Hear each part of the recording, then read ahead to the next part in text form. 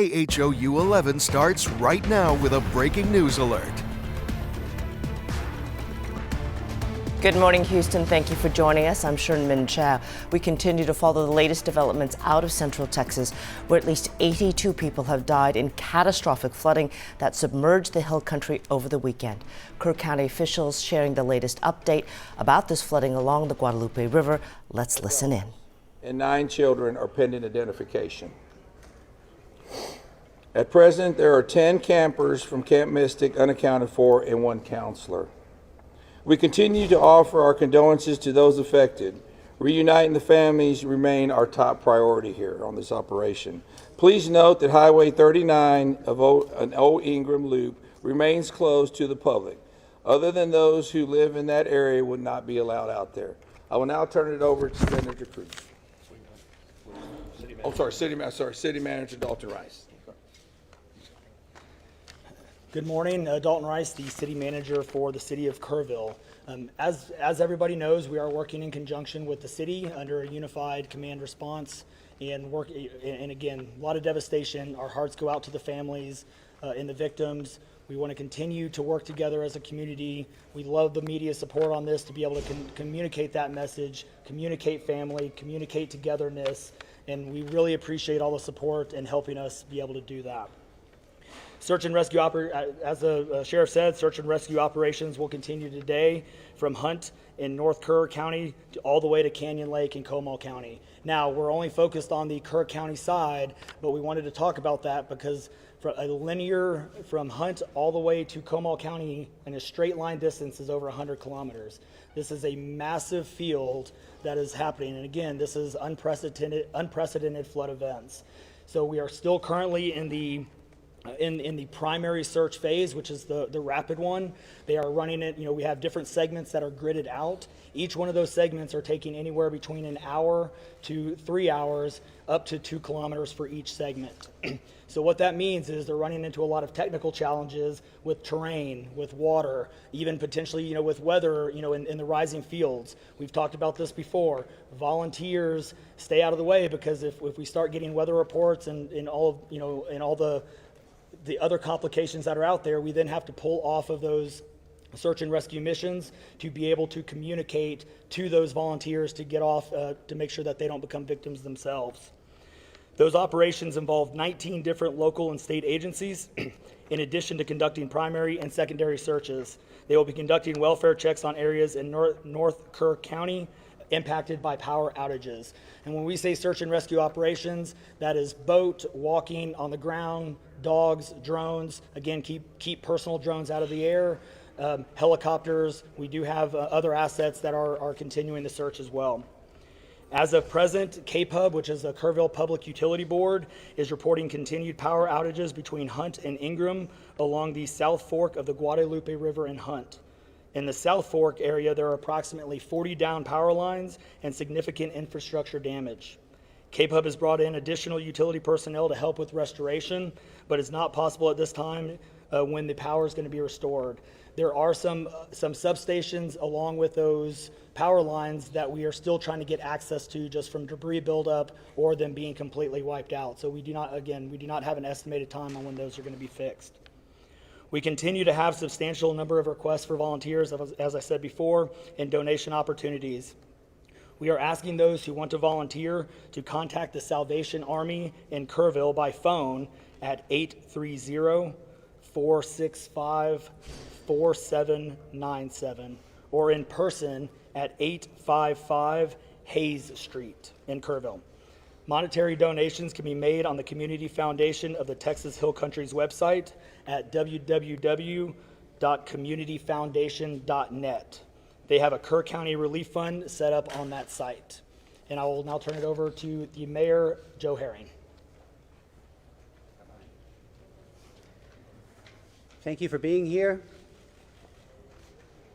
I need to tell my community and those families who are waiting, this will be a rough week. Primary search continues, and we remain hopeful every foot, every mile, every bend of the river. Our work continues. You need to know that we have been blessed with help from the community, from the state, and the nation. We have trained experts who are helping in this effort. If you want to volunteer, it is important that you contact Kerrville Salvation Army and register. Dalton gave that number, but I'm going to give it again. 830-465-4797. We need focused and coordinated volunteers, not random people just showing up and doing what they do. We need to work together. As Dalton said, donations have been flowing in from around the world to the Community Foundation. Again, that website is communityfoundation.net. Please follow the City of Kerrville's Facebook page for updates. They're accurate. We take a lot of time to make sure we send out information that will be helpful, not only to residents, but to those who are visiting. I've said this 100 times, and I will say it again. We need your prayers. We need your prayers. Thank you. And now, Senator Ted Cruz.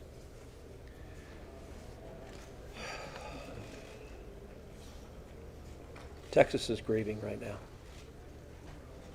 The pain, the shock of what has transpired these last few days has broken the heart of our state. As of yesterday, the confirmed death toll was 82, and those numbers are continuing to go up. The children, the little girls who were lost at Camp Mystic, that's every parent's nightmare. Every mom and dad. Last week, we were picking up our daughter from camp here in Hunt. Our girls have gone to camp here for a decade. The Hill Country is an incredible part of Texas, part of the country. The natural beauty here is incredible. The camps that have raised generations of little girls and little boys and instilled character and love and faith are extraordinary institutions. And I'll tell you, the pain in our state, and it's every part of the state. You've got Texans from all over the state who were here celebrating the 4th of July. A week ago, this was a time of great celebration. You're dropping your little girl off at camp, your little boy off at camp. You're celebrating Independence Day. You know that your child is going to be swimming and canoes and horseback riding and doing archery and making lifetime friends. And then suddenly it turns to tragedy. For the last several days, I've spoken to multiple parents, scared out of their mind. Do you know anything? Where is my daughter? There's still 10 girls and 1 counselor from Camp Mystic that are unaccounted for. And the pain and agony of not knowing your child's whereabouts, it's the worst thing imaginable. But I want to say, in the face of all of this, it is simultaneously inspiring.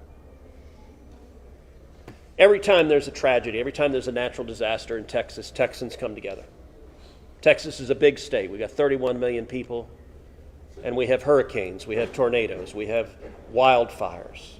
Tragedies hit this state, natural disasters hit this state, and without fail, 100 out of 100 times when that happens, we see Texans coming together, helping each other, engaging in acts of heroism. There have been over 850 high water rescues since this flooding began. 850. You look at extraordinary stories of Eagle Scouts pulling campers out of harm's way. I was just hearing a story of one counselor whose head was right at the water holding up 2 mattresses with campers on those mattresses. That kind of courage, that kind of selflessness. And then there are the first responders. The local first responders, I want to thank every one of the first responders at the local level, at the city level, at the county level, at the state level, at the federal level. In the first few hours of this flood, I was on the phone with Governor Abbott. was on the phone with Lieutenant Governor Dan Patrick. I was on the phone with Nim Kidd, the head of the Texas Department of Emergency Management. And then I called President Trump. I called President Trump. He was having dinner at the time. It was still early in what was transpiring. And I wanted him to know, I said, Mr. President, everything we're hearing right now, this appears to be bad, really bad. There may be a very significant loss of life unfolding right now in Texas. And I will tell you, the President said, Ted, anything Texas needs, the answer is yes. Whatever assets you need, whatever resources you need, yes, let us know, and we will provide everything. Within hours, we had helicopters, over a dozen helicopters in the air. National Guard, DPS, game wardens, Coast Guard, doing search and rescue, reaching down. We've all seen the videos of little girls being pulled up, hoisted out of harm's way. Incredible courage and heroism. Search and rescue is the first stage, but the process of coming together and rebuilding is going to take longer. And I will say to all the grieving families, to all of those who've gotten the worst news imaginable, that your little girl, she's gone. I will say for many of us, those are friends and neighbors who've lost children. Got multiple kids who go to school with my girls.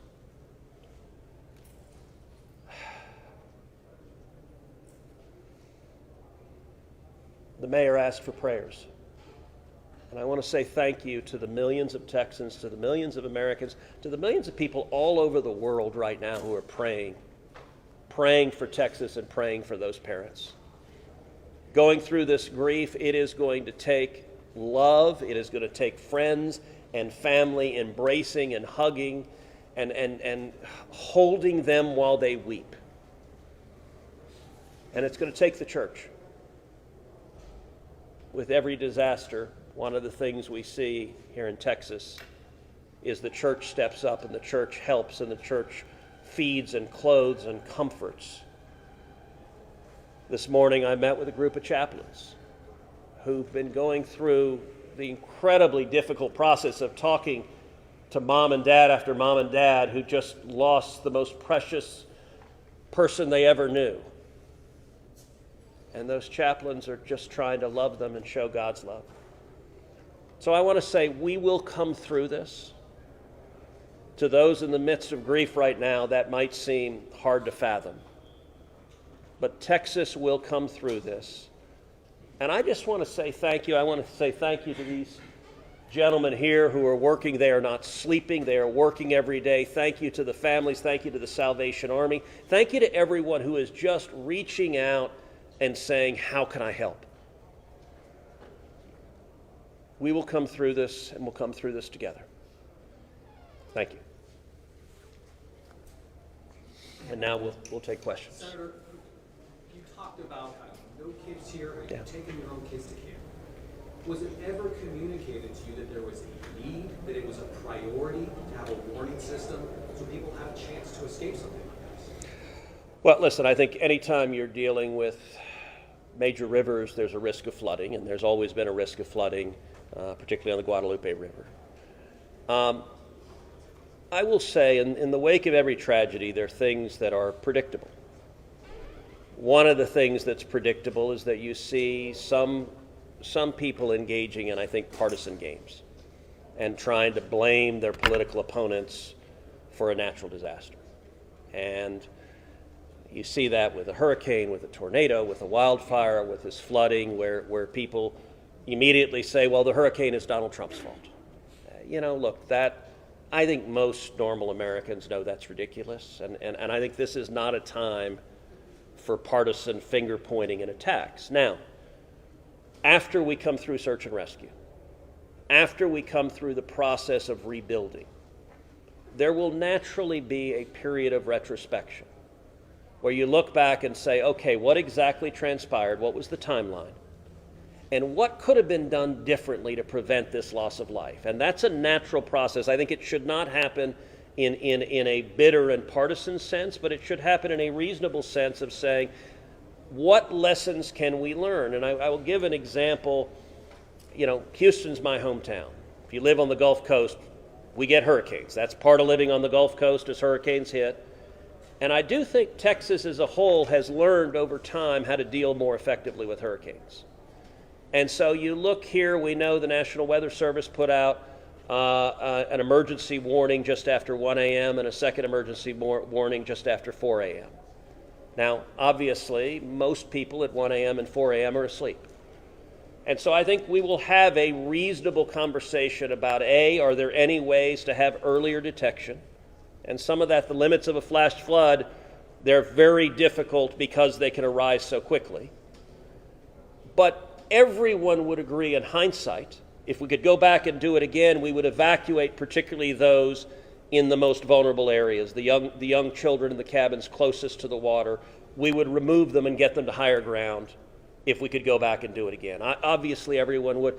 The people in RVs by the river's edge.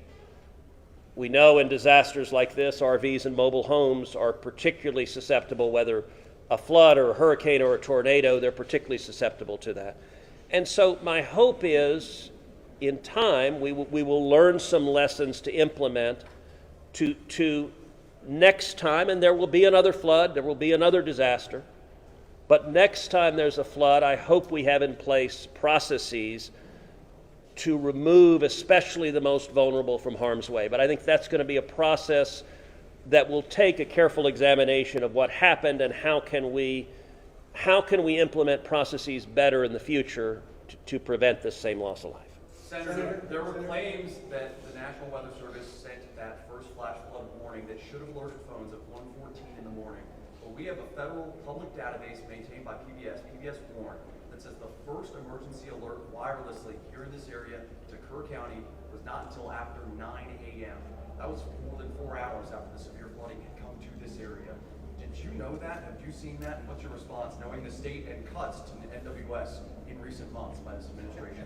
So I don't know the source for what you're saying. All of the public reporting I've seen is that there were two alerts that went out, one just after 1 a.m., one after 4 a.m. You know, I can tell you, I talked about the partisan finger pointing. I think there have been some eager to point at the National Weather Service and say cuts there led to a lack of warning. I think that's contradicted by the facts. And if you look at the facts in particular, number one, that these warnings went out hours before the flood became a true emergency level. But number two, the National Weather Service here, New Braunfels is where they were headquartered. They had additional manpower. In fact, they had 3 additional people working that night, anticipating that it was going to be a very dangerous weather situation. I also think it's worth noting that the National Weather Service Union, which has been very critical of the DOGE cuts, has publicly said that they don't believe that the reduction in staffing had any impact whatsoever on their ability to warn of this event. And so, look, I think it is reasonable over time to engage in a retrospective and say at every level what could have been done better, because all of us would want to prevent this horrific loss of life. But I think just immediately trying to use it for either side to attack their political opponents, I think that's cynical and not the right approach, particularly at a time when we're dealing with a crisis and we're dealing with grief. But does this make you question whether there should be cuts at the National Weather Service and FEMA? I know you've been supportive of FEMA. Look, I am very supportive of FEMA. I'm very supportive of the National Weather Service. They both perform essential roles, and I think it is critical in every federal agency, particularly when you're dealing with public safety, that we make sure that critical roles are maintained. That's a longer and broader discussion, but as I said, everything from the public evidence indicates that was not a contributing factor to what occurred here. Is it possible to get Dalton in just to talk about that and what the National Weather Service alerts? Because there were escalating forecasts throughout the day from the National Weather Service. What did the emergency managers of the county and other local officials do with that information, starting at 1:15 and onward, where you have the dire river forecast at 6:30? Were emergency managers doing anything to put any processes in place to warn people on the river? So overall, we were preparing for the July 4th, weekend. So we had National EMR on site. We were, basically stood up kind of a incident command post, if you will, to prepare for that event. So everybody was kind of up looking at weather. We looked at the weather before. When you looked at the National Weather Service, flood map, it spanned all the way from the west side of Texas, with Kerr County kind of being in that upper northeast corner of it. And so everybody, including the National Weather Service, was looking at where's the rain going to hit. We know it's somewhere in here, but with rain, especially when you're dealing with terrain, you got to figure out. Sometimes you don't know until it falls. So once it starts falling, then you got to figure out, okay, how's the watershed going to do this? How's the science going to work? And when you had that north and south fork that we had talked about before, it all converged into one. We do know that a lot of the camps were looking at this just as much as as everybody was. With the rainfall percentages, even the National Weather Service had looked at, and don't quote me on the numbers, but it's anywhere between 1 to 7 inches. We got significantly over that. And again, when it goes into very congregated areas and how that watershed shifts into the rivers, that impacts things. And so the camps, obviously, we've heard stories where campers were getting up. They were up at 3:30 in the morning. They were trying to move to higher ground. And the other interesting part of the terrain, and we've talked to UGRA folks as well. This is the headwaters of the Guadalupe. This is the beginning. This is where everything forms when it comes into the North and South Fork. And so as those things develop, it develops very rapidly, very quickly, and this rose very quickly in a very short amount of time. And so those campers that were able to do that, it worked. There's been the other question, and I'll just give this one out. Evacuations. Well, why don't we evacuate? Well, evacuation is a delicate balance, because if you evacuate too late, you then risk putting buses, or cars or vehicles or campers on roads into low water areas trying to get them out, which then can make it even more challenging, because these flash floods happen very quickly. That's what. And certainly we saw that in 1987, but was there any discussion about evacuation earlier, but when it wasn't too late? Was there any discussion about that among the officials? Sorry, repeat your question. Was there any discussion to evacuate or activate any emergency plans before it was too late, where it would be very dangerous like that? Well, so again, just like disasters in Texas everywhere, it's very tough to make those calls, because what we also don't want to do is cry wolf. We don't want to make sure that we activate it at the right time. It is very difficult, very challenging, especially with this. We're looking at 100 kilometers, right? That's a big straight line distance. That's not even along the river. These areas take a lot of time to get out to. So even when first responders were on the ground at 3:30 in the morning, and we had reports, we had first responders that were getting swept away, actually responding to the first areas of rainfall. That's how quick it happened. First responders who have experience, who are Swiftwater qualified, were driving as soon as the rain started falling, were driving to these areas, and one of them got swept off the road. So what else have been done? One last question, everybody, one last question. Between 1 and 4 a.m. from local law enforcement to the camp, saying, I know you can't get buses in an hour, but was there anyone telling the camp between 1 and 4 a.m., you need to get the girls to higher ground, at the very least, even if they have to walk up there in the rain, as many of them actually ended up doing? Was there any communication from local law enforcement to anyone at that camp between 1 and 4 a.m.? That I don't know off the top of my head. What I do know, though, is there's 55,000 people in Kerr County. Kerr County is a massive, massive area. From here to those camps is 45 minutes on a good day. And so, obviously one of the big challenges that we have, even when you have cell service, a lot of those areas don't even have cell service. Radio communications towers, radio towers within the hill country becomes very challenging. So there's a lot of areas, especially when weather comes in, where cellular towers are down or you already have bad service. So there's a lot of factors that play and a lot of variables in there on communication that, again, I think as we work through this process, we know everybody has a lot of questions regarding what are the next steps and what's next. And I think all of these things, these are all great questions. And as we continue search and rescue and as we continue to move to the next step, we definitely want to dive in and look at all of those things, from cell service tower to radio communications, or emergency alerting. Any of those things, I think we all really need to take a look at and review. We can get the search and rescue and stuff complete. In regards to the total number, before I say anything else, I just want to say thank you to you, all the first responders, to everyone involved. We've been praying. Thank you. We've been praying. The media's been praying. Thank you guys for doing that. I've got two questions. One for you try to get an accurate count on number of missing? I know you can't. I know we don't know we don't know what we don't know. Yes. But do we know a rough idea on total estimates that are still missing overall throughout the county? And then one other follow-up. This may be for Senator Cruz. A lot of speculation is being made about this being somehow man involved with the weather modification, with some of the rainmaker technology, working with farmland. Do you think any of that, is there going to be any investigations into that, or can you communicate anything on that? Let me answer your first question. I'm definitely turning that second one over to him. So on the first question, with missing persons, so obviously we have the knowns, the Camp Mystic kids, which is the numbers coming down as the sheriff has stated, and then we have the unknowns. But we don't know what we don't know. We actually have a 5 hotline line. It fluctuates between 3 and 5, but we're working on it. We get calls 24 hours, 7 days a week. We haven't hit the weeks yet, but we're still taking in calls. We are collecting all that information. So we don't have a solid number that we're willing to talk about right now. We do know that it is a lot, because we also are getting a lot of fake calls. You're looking. This is a worldwide discussion, and we're dealing with scammers. Victims' families are being reached out to, saying that they have their kids, pay me money. It's heartbreaking. It's absolutely heartbreaking. We're dealing with with mental health issues, where people are calling saying they have visions.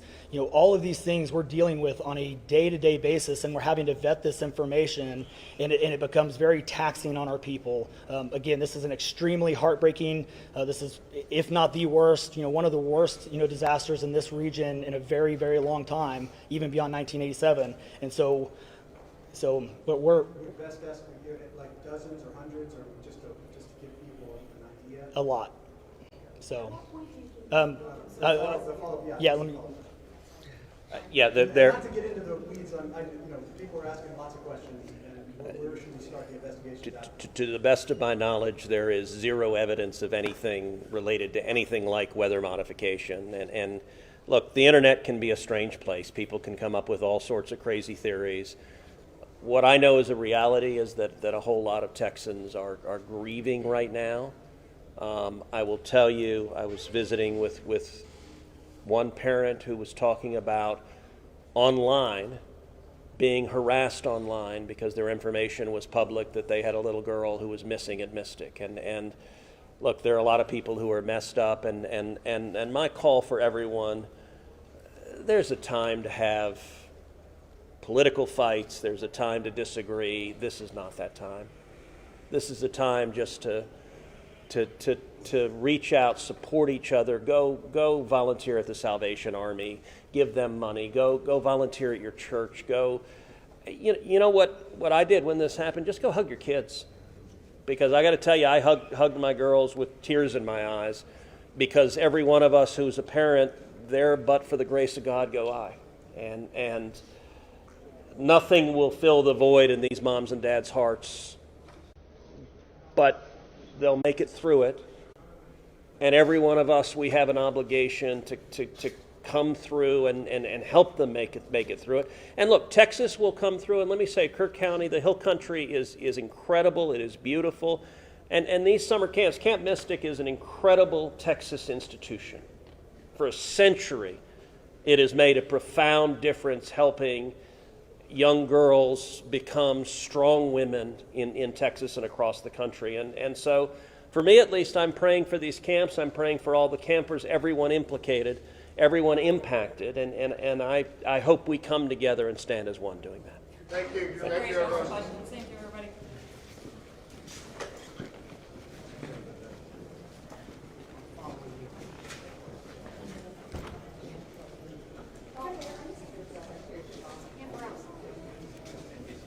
Hey, good morning, folks. If you were not here earlier, I put out some housekeeping notes. I want to repeat You have been listening to local Kerr County officials and Texas Senator Ted Cruz addressing the public about the flooding in the Hill Country there. Here are the major points. At least 41 people remain missing in Central Texas, and in Kerr County alone, 75 bodies have been recovered. 48 are adults, 27 children. Several of those, about 25, are still pending identification. Camp Mystic, many people have been following that. It confirms 27 campers and counselors are dead. 10 campers and 1 counselor remain missing. The first question at the press conference, as many expected, what about an early warning system? There's been a lot of talk about a flood siren. Senator Cruz spoke about avoiding partisan fighting and that there should be a reasonable conversation about how we can do better. There was also a question about National Weather Service cuts. Cruz saying that so far there is no indication that contributed to the disaster. Guadalupe River rising 26 feet in 45 minutes on the July 4th holiday. The city manager saying that the search will focus from Hunt to Canyon Lake. That is about 100 kilometers or some 62 miles in a straight line as the crow flies. There are, of course, challenges with the terrain, the weather, and the debris. 19 different local and state agencies are assisting. There will also be welfare checks. Power outages are severe along the South Fork of the Guadalupe. At least 40 power lines are downed. Some stations are just completely wiped out. The mayor there, Joe Herring, saying every foot, every mile, every bend of the river. We remain hopeful. We will stay on top of the situation throughout the day. The flash flooding risk continues. We will have the latest updates for you on KHOU 11 News at noon.